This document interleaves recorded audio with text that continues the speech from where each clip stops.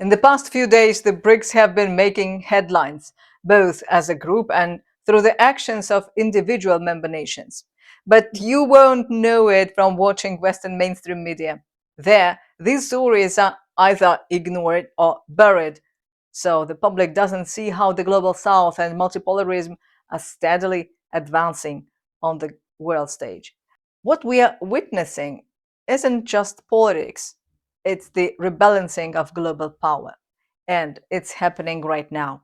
That's why you, our friends and followers, made the right choice. Because here on this channel, we bring you the facts and events you won't find or will rarely see on traditional media. And today we have got a packed episode. From the United Nations in New York to the financial hubs of New Delhi, BRICS is shifting from theory to reality at lightning speed. Whether it's tied to India's upcoming 2026 BRICS chairmanship or the mounting pressure it feels from Washington, one thing is clear. India has been playing bold in recent weeks. Today we are going to break down four critical developments. First, we will explore the BRICS diplomatic push at the United Nations General Assembly, where India's External Affairs Minister called for comprehensive reform to make global institutions more representative of today's world. Second, we will analyze how the new development bank's Rupee bond launch represents a breakthrough in local currency financing, a model that promotes financial stability and reduces vulnerability to external shocks. Third, we will discover why the proposed BRICS grain exchange isn't just about food security. It's about creating fair, transparent markets that serve producers and consumers across the global south. Fourth, we'll look at Palestine's application for BRICS membership and what it tells us about the bloc's growing appeal as a platform for nations seeking a more equitable international order. By the end of this video, you will understand why these developments matter for the future of global cooperation. So hit that subscribe button right now because this is the story of how nations are building their own path to prosperity. Let's dive in. Here is what happened this week at the United Nations General Assembly. India's External Affairs Minister Dr. Jaishankar convened BRICS foreign ministers on the sidelines of the 80th United Nations General Assembly session. His message was crystal clear. BRICS stands as a strong voice for constructive change when multilateralism is under stress. But here is what matters most. Jaishankar demanded a complete overhaul of the United Nations Security Council. Why? Because the current system was designed in 1945 to preserve Anglo-American dominance. The Global South has virtually no voice in Earth's most powerful decision-making body. India, Brazil, and South Africa met separately, reaffirming their commitment to transforming the United Nations Security Council. This isn't about attacking anyone. It's about making global governance reflect today's reality, not 1945 power structures. Jaishankar also warned about rising protectionism. When major economies abandon open trade, developing nations suffer most. So BRICS is defending fair multilateral trade. Here is the kicker. Jaishankar co-chaired a meeting with Latin American and Caribbean states discussing cooperation in AI, critical minerals, and space technology. This is the Global South building independent networks.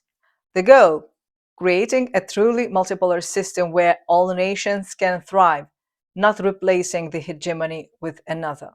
What do you think? Is this the beginning of genuine multipolarity? Drop a comment below. Now let's talk about the big financial breakthrough. The new development bank, BRICS' own lender, is about to launch its first rupee-denominated bond.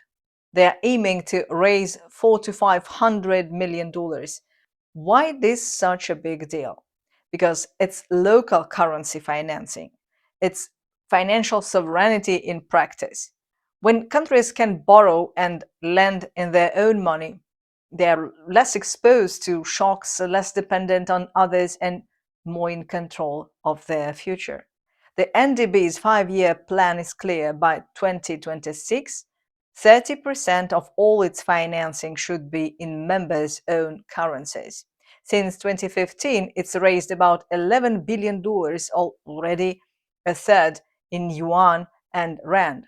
Now the rupee joins the mix. Think about what this means. For decades, development financing was dollar dominated. That created volatility and dependency. BRICS is flipping the script, building a system based on sovereignty, stability, and shared growth. And here is the twist: Western banks are scrambling to underwrite this bond. The same players who profit from dollar dominance now want in. Why? Because they see the writing on the wall.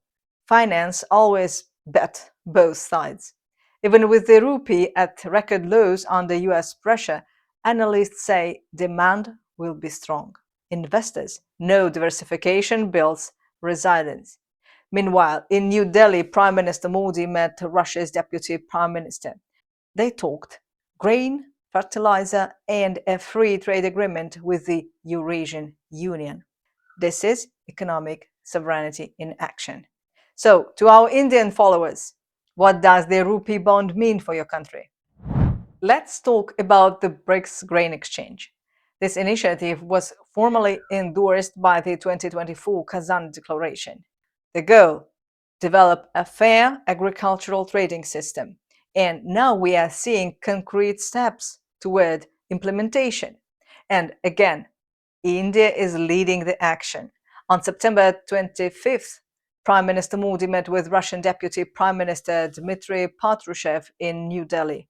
They discussed specific pathways to boost cooperation in agriculture, fertilizers, and food processing. More importantly, they raised the topic of creating the BRICS grain exchange as a mechanism to strengthen mutual agricultural trade. Why does this matter? Currently, there are over 40 commodity exchanges worldwide. Most are small, fragmented, or purely domestic. Within BRICS, only Brazil currently has a globally integrated grain exchange. So there is an opportunity here. The expanded BRICS bloc accounts for 44% of the world's grain production and consumption, 25% of global grain exports. With major producers like Brazil and Russia and huge consumer markets like China and India, BRICS has a self-sustaining internal market. The BRICS grain exchange offers three strategic advantages. First, it creates additional market infrastructure in the global south, reducing dependence on distant trading centers. Second, it allows for pricing and settlement in local currencies, reducing currency risk. Third, it enhances food security by creating direct links between BRICS producers and consumers. This is about food sovereignty at fundamental level. When regions can efficiently trade food among themselves, they build resilience. The commitment is clear and momentum is building. If you want to know more about this project, here is the video we made long ago. Now let's talk about a development that shows BRICS' growing appeal as a platform for fair international cooperation. This week, Palestine formally applied for full membership in BRICS. Palestinian ambassador to Russia, Abdel Hafiz Nofal, confirmed the application. He noted this move comes amid rising global recognition for Palestine, including recent statehood recognition by several nations. For now, Palestine will participate as a guest while waiting a formal response on full membership. The response from Beijing was welcoming. Chinese Foreign Ministry spokesman said China welcomes more like-minded partners to join BRICS cooperation. He emphasized that BRICS has become a key forum for emerging markets and developing countries.